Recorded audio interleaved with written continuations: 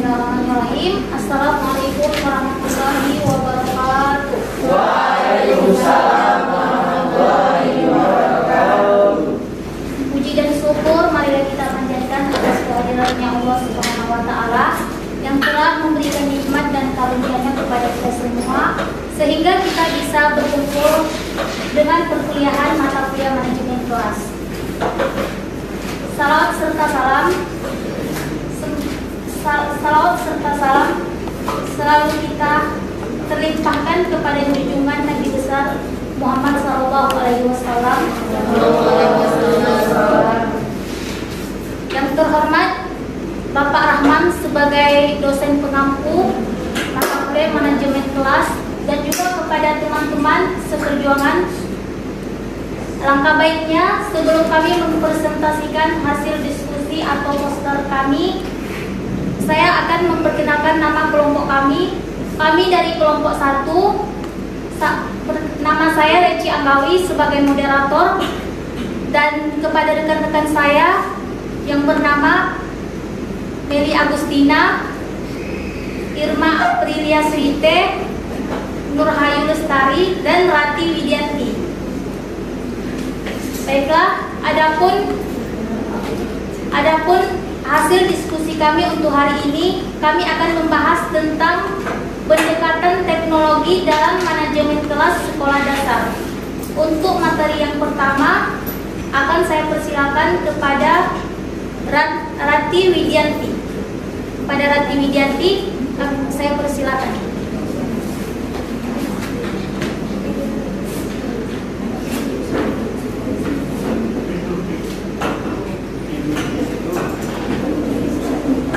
Pertama, ada pengertian manajemen kelas. Manajemen kelas adalah ketentuan dan prosedur yang diperlukan guna untuk menciptakan dan memelihara lingkungan tempat terjadi kegiatan belajar dan mengajar. Manajemen kelas juga dapat diartikan sebagai perangkat perilaku dan kegiatan guru yang diarahkan untuk menarik perilaku siswa yang wajar, pantas, dan layak, serta usaha dalam meminimalkan gangguan. Itu menurut pendapat dari HASI tahun 2009. Yang lain duduk aja.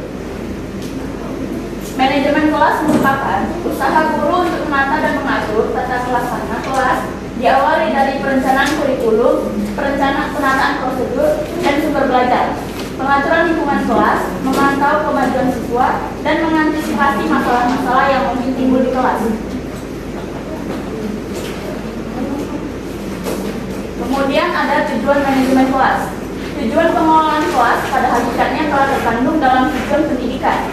Secara umum, tujuan pengelolaan kelas adalah penyediaan fasilitas bagi bermacam-macam kegiatan belajar siswa dalam lingkungan sosial, emosional, dan intelektual dalam kelas.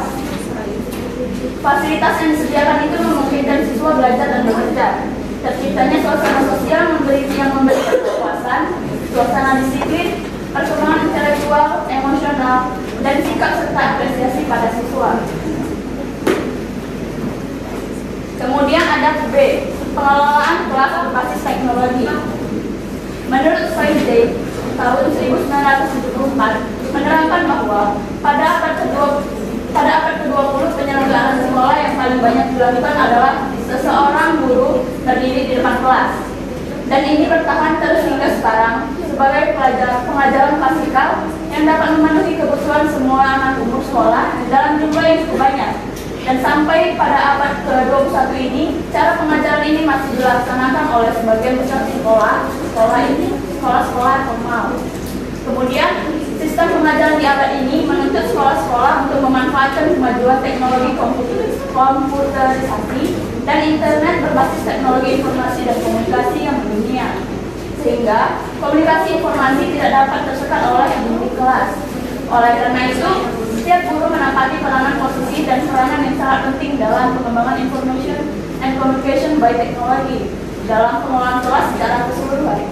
Artinya, penggunaan komputer dalam segala kegiatan, penayangan objek materi pembelajaran menggunakan infobus, termasuk di dalamnya penggunaan internet di dunia maya yang sudah dianggap bukan hal yang langka lagi, melainkan sudah menjadi kebutuhan. Ibu sesekali menghadap ke depan biar layar Ibu jangan dibaca, dijelaskan ya. Kemudian ada menurut Nawawi tahun 1985 mengatakan bahwa pengelolaan kelas dalam arti luas adalah untuk mewujudkan aktivitas yang dinamis dalam memperbarui, dalam membantu murid untuk mewujudkan kedewasaannya masing-masing.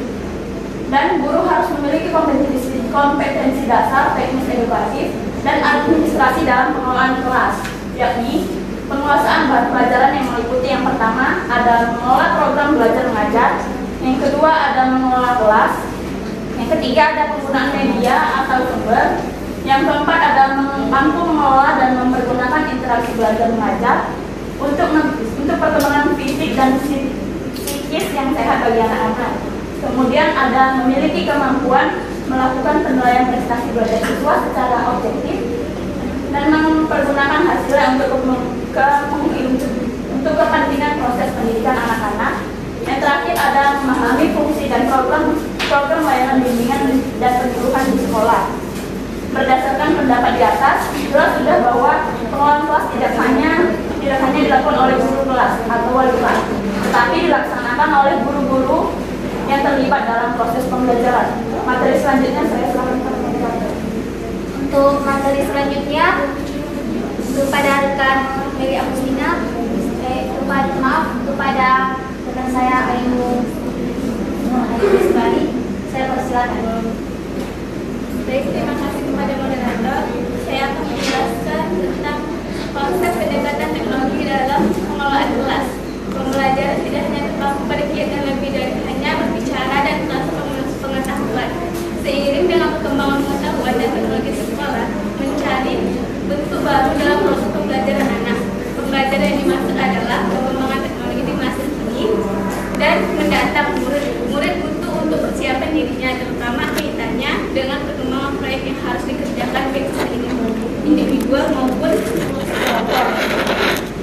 Pemanfaatan teknologi informasi adalah basis dalam penyelenggaraan pengembangan pembelajaran di dalam kelas, baik dalam pengaturan kelas dengan alat teknologi tersebut atau praktek, maupun kelas yang diset dengan alat teknologi yang memungkinkan anak dapat mempelajari apa yang diinginkannya dengan bantuan alat teknologi tersebut. Selanjutnya, teknologi memberikan dan menuntut hal-hal berikut, yaitu yang pertama menuntut guru melakukan pekerjaan yang lebih rumit. Yang kedua, mengarahkan kepada peran guru sebagai pelatih daripada sebagai penyalur pengetahuan. Yang ketiga, menyediakan kesempatan kepada guru untuk mempelajari isi pembelajaran kembali dan menggunakan metode yang tepat berdasarkan kurikulum yang ada. Yang keempat, dapat memberikan dorongan kepada murid untuk bekerja lebih keras dan lebih berhati-hati dalam belajar. Yang kelima, membangun budaya nilai dan mutu pekerjaan dalam sekolah secara signifikan. Selanjutnya saya kembalikan kepada moderator.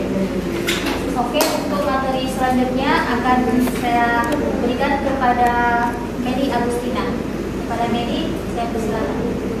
Baiklah, saya akan menjelaskan tentang inovasi dalam sarana kelas. Inovasi sarana kelas harus mengacu pada peraturan perundang-undangan yang berlaku UU SPN nomor 20 tahun 2023. Nah, setiap sekolah itu minimal memiliki ruang belajar, tempat olahraga, tempat beribadah, perpustakaan, laboratorium, bengkel kerja, tempat bermain, tempat berkreasi dan berekreasi, serta hal yang untuk menunjang pembelajaran itu kita harus menggunakan teknologi dan komunikasi.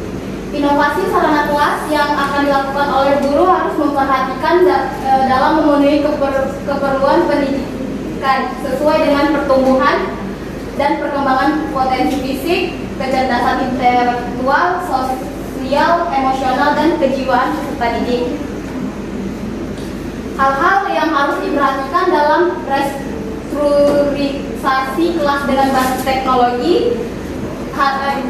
Hal yang penting untuk guru ketika memikirkan bahwa pembelajaran berbasis teknologi tidak hanya terfokus pada komputer saja. dimanfaatkan dalam melaksanakan kegiatan pembelajaran. Bisa saja alat bantu dalam kita melakukan proses pembelajaran itu seperti facemail, video teknologi, infocus, dan lain-lain. Kemudian saya serahkan kepada moderator. Oke, untuk materi selanjutnya saya persilakan kepada teman saya Irma. Kepada Irma, saya persilakan. Selanjutnya yaitu lingkungan untuk efektivitas penggunaan teknologi. Teknologi di dalam kelas ini memperlancar kegiatan belajar yang harus dilalui oleh murid dan memberikan kemudahan kepada guru dalam mentransfer ilmu pengetahuan kepada murid. Hal esensial yang harus diperhatikan dalam lingkungan efektivitas penggunaan teknologi yang pertama itu perlengkapan teknologi harus tepat sesuai dengan kebutuhan pembelajaran. Yang kedua, akan membutuhkan banyak waktu dan mempelajari ketika teknologi masuk dalam program instruksional. Yang ketiga, unsur-unsur pendukung sangat dibutuhkan seperti keselamatan, kenyamanan, dan keindahan. Yang keempat itu, tenaga pendukung juga diperlukan ketika penggunaan teknologi lebih kompleks. Selanjutnya ini ada manfaat, peran, dan fungsi teknologi pendidikan.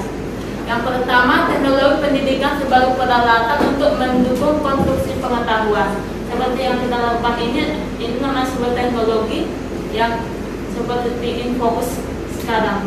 Yang kedua ini teknologi pendidikan sebagai sarana informasi untuk menyelidiki pengetahuan yang mendukung pelajar. Selanjutnya yaitu teknologi pendidikan sebagai media sosial untuk mendukung pelajaran dengan berbicara. Yang keempat itu teknologi pendidikan sebagai mitra intelektual untuk mendukung pelajaran, untuk membantu pelajar mengartikulasikan dan mempresentasikan apa yang mereka ketahui.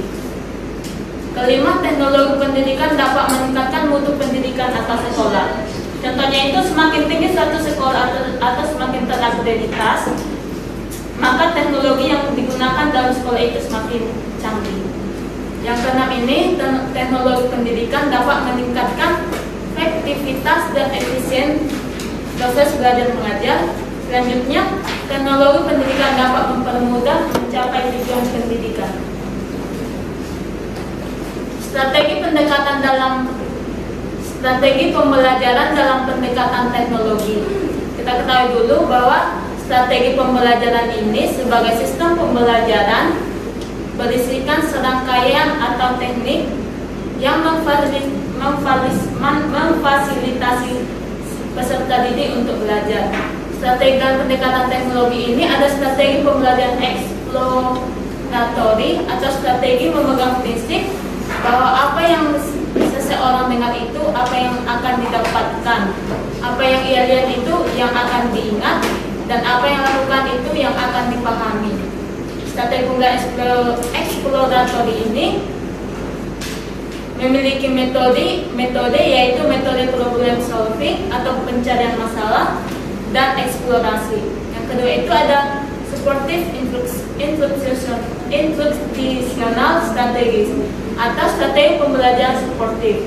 Adalah pendekatan dengan cara memberikan dukungan atau semangat kepada peserta didik untuk mencapai tujuan belajarnya. Selanjutnya saya kembalikan kepada moderator. Baiklah, demikianlah